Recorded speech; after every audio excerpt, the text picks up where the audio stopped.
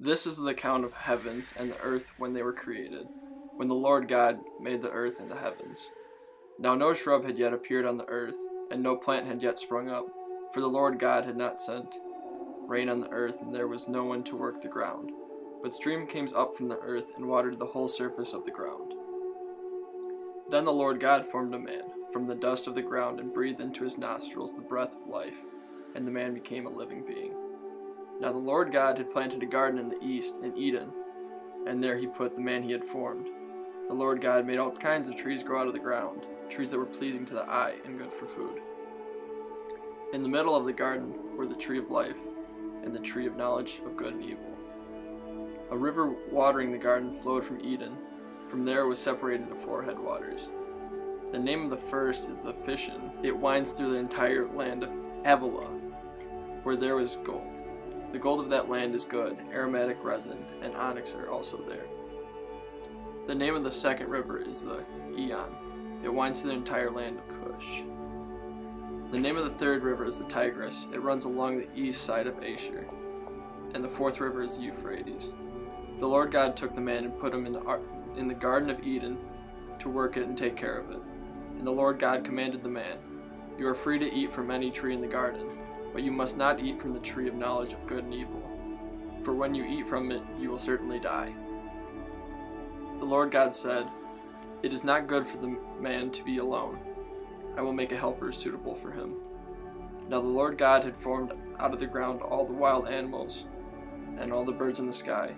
He brought them to the man to see what he would name them. And whatever the man called each living creature, that was its name. So the man gave names to all the livestock, the birds in the sky, and all the wild animals. But for Adam, no suitable helper was found. So the Lord God caused the man to fall into a deep sleep. And while he was sleeping, he took one of the man's ribs, and then closed up the place with flesh.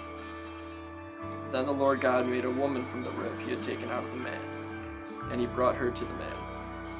The man said, "This is now bone of my bones, and flesh of my flesh. She shall be called woman, for she was taken out of man." That is why a man leaves his father and mother and is united to his wife, and they become one flesh.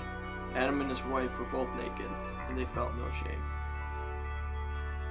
Now the serpent was more crafty than any of the wild animals the Lord God had made.